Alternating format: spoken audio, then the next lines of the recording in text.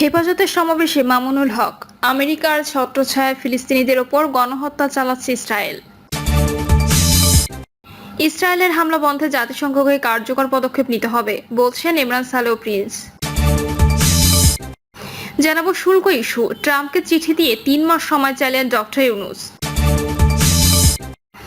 এবং সর্বশেষ জানাবো সারা দেশে বনফুল শোরুমে ইসরায়েলি পণ্য বিক্রি না করার সিদ্ধান্ত। শুনছিলেন সংবাদ শিরোনাম, এবারে বিস্তারিত। হেফাজতের সমাবেশে মামুনুল হক, আমেরিকার ছত্রছায়ায় ফিলিস্তিনিদের ওপর গণহত্যা চালাচ্ছে ইসরায়েল।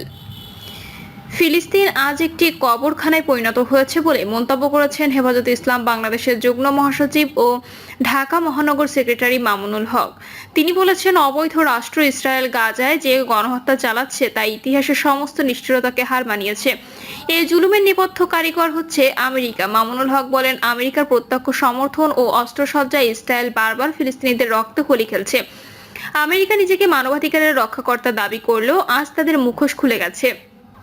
তারা জায়নিস্ট সন্ত্রাসের পৃষ্ঠপোষক। তিনি বলেন, ইসরায়েল শুধু একটি অবৈধ রাষ্ট্র নয় এবং মধ্যপ্রাচ্যের জন্য একটি ক্যান্সার। এই ক্যান্সারের মূলোৎপাটন এখন সময়ের দাবি।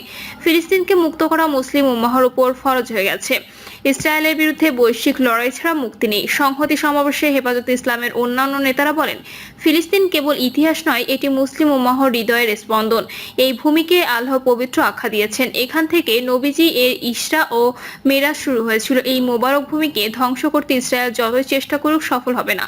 তারা বলেন, ইহুদিদের দখলদারিত্বের বিরুদ্ধে মুসলিম উম্মাহর প্রতিরোধ অব্যাহত থাকবে।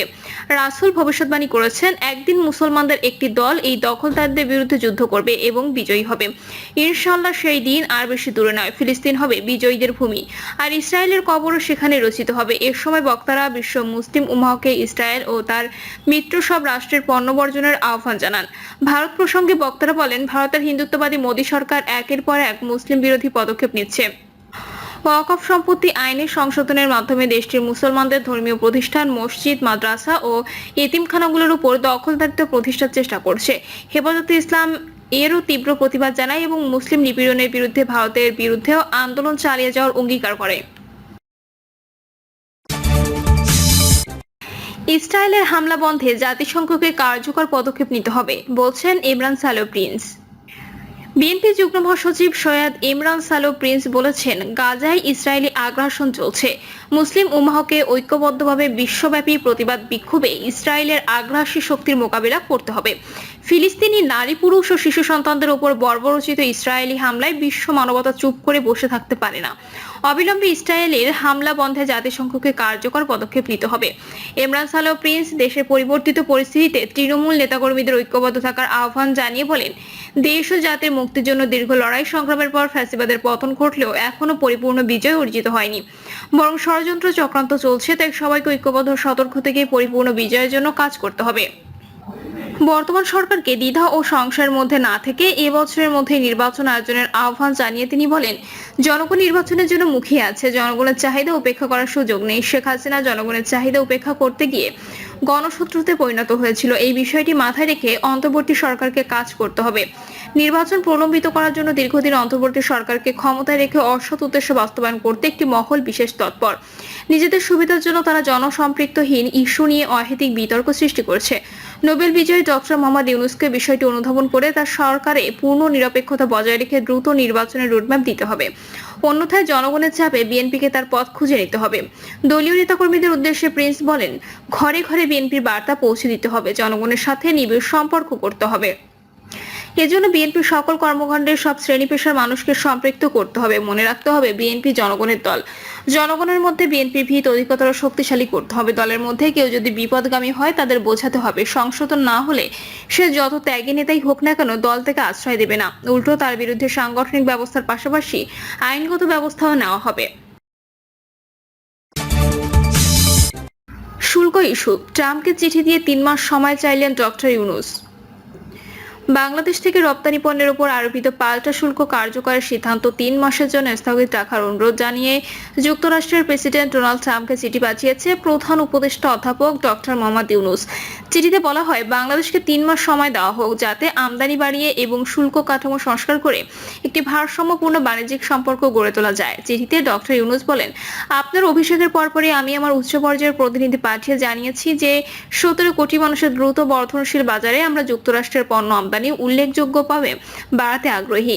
আমরা এই উদ্যোগ গ্রহণকারী প্রথম দেশ। প্রধান উপদেষ্টা আরো জানান, বাংলাদেশই প্রথম দেশ হিসেবে যুক্তরাষ্ট্রের তরলীকৃত প্রাকৃতিক গ্যাস আমদানিতে বহু বছরের চুক্তিতে সই করেছে। ট্রাম্প প্রশাসন এলএনজি রপ্তানি নিষেধাজ্ঞা প্রত্যাহারের পর থেকে বাংলাদেশ এলএনজি ভিত্তিক সহযোগিতা সম্প্রসারণের কাজ করছে। চিঠিতে উল্লেখ করা হয়, বাংলাদেশ সরকার ইতোমধ্যে যুক্তরাষ্ট্রের কৃষি পণ্য বিশেষ করে তুলা, গম, ভুট্টা ও সয়াবিন আমদানি বাড়ানোর কার্যকর গ্রহণ করেছে, যা আমেরিকান কৃষকদের আয় ও জীবিকার উপর ইতিবাচক প্রভাব ফেলবে। দ্রুত বাজারে এসব পণ্য পৌঁছাতে বাংলাদেশে একটি ডেডিকেটেড বন্ডেড ওয়ারহাউস চালুর কাজ চূড়ান্ত পর্যায়ে রয়েছে, যেখানে এসব পণ্য শুল্কমুক্ত প্রবেশাধিকার পাবে। প্রধান উপদেষ্টা জানান, দক্ষিণ এশিয়ার মধ্যে যুক্তরাষ্ট্রের রপ্তানি পণ্যে বাংলাদেশের সবচেয়ে কম শুল্ক আরোপ করা হয়। তুলা, স্ক্র্যাপ, লোহা ও কৃষি পণ্যে শুল্ক শূন্য রাখার প্রতিশ্রুতির পাশাপাশি গ্যাস টারবাইন, সেমিকন্ডাক্টর ও চিকিৎসা যন্ত্রপাতির মতো শীর্ষ মার্কিন পণ্যে 50% পর্যন্ত শুল্ক হ্রাসের কাজ চলছে। তাছাড়া যুক্তরাষ্ট্রের পণ্য রপ্তানির বিদ্যমান অশুল্ক বাধা দূর করার পদক্ষেপ গ্রহণ করেছে বাংলাদেশ। এর মধ্যে রয়েছে নিরীক্ষা ও পরীক্ষার বাধ্যবাধকতা হ্রাস, প্যাকেজিং ও লেবেলিং এর মানদণ্ড সহজীকরণ, শুল্ক প্রক্রিয়া সরলীকরণ এবং অন্যান্য বাণিজ্য সুবিধা সম্প্রসারণ। চিঠিতে আরও জানানো হয়, বাংলাদেশ ইতিমধ্যে দেশে মার্কিন ইন্টারনেট সেবাদাতা প্রতিষ্ঠান স্টারলিংক চালুর কার্যক্রম সম্পন্ন করেছে। এর ফলে নাগরিক প্রযুক্তি, বেসামরিক বিমান পরিবহন ও প্রতিরক্ষা খাত সহ বিভিন্ন উচ্চ প্রযুক্তি ক্ষেত্রে যুক্তরাষ্ট্রের বিনিয়োগের নতুন দ্বার উন্মোচিত হবে। অধ্যাপক ইউনূস আরো বলেন, আমরা আশা করি আগামী 3 মাসের মধ্যে এসব উদ্যোগ বাস্তবায়ন সম্পন্ন হবে। এই সময়ের মধ্যে আমরা যুক্তরাষ্ট্রের কর্মকর্তাদের সঙ্গে পরামর্শক্রমে বাণিজ্য সম্প্রসারণ ও ভারসাম্য তৈরির কার্যক্রম শেষ করব। চিঠির শেষাংশে তিনি অনুরোধ জানিয়ে লিখেছেন, বাংলাদেশ থেকে রপ্তানি পণ্যে আরোপিত পাল্টা শুল্ক 3 মাসের জন্য স্থগিত রাখার বিষয়টি বিবেচনা করে দেখার অনুরোধ জানাচ্ছি। আমি আন্তরিকভাবে আশা করি আপনি আমাদের এই অনুরোধ গ্রহণ করবেন। সারা দেশে বনফুল শোরুমে ইসরায়েলি পণ্য বিক্রি না করার সিদ্ধান্ত। ইসরায়েলি পণ্য বিক্রি না করার সিদ্ধান্ত নিয়েছে বেকারি ও মিষ্টি প্রস্তুতকারী বনফুল অ্যান্ড কোম্পানি। ফিলিস্তিনের নিরীহ জনগণ ও শিশুদের নির্বিচারে হত্যার প্রতিবাদে এই সিদ্ধান্ত নেয় প্রতিষ্ঠানটি। সন্ধ্যায় বনফুল অ্যান্ড কোম্পানি মহাব্যবস্থাপক আমানুল আলমের সই করা গণমাধ্যমে পাঠানো এক সংবাদ বিজ্ঞপ্তিতে এই সিদ্ধান্তের কথা জানানো হয়। এতে আরও উল্লেখ করা হয়, নির্বিচারে গণহত্যা সংগঠিত করার প্রতিবাদে সোমবার থেকে কোকা-কোলা, পেপসি সহ সব প্রকার ইসরায়েলি পণ্য বনফুল শোরুমে প্রদর্শন, বিক্রয় ও মজুতকরণ থেকে বিরত থাকার বিষয়ে সিদ্ধান্ত গ্রহণ করা হয়েছে।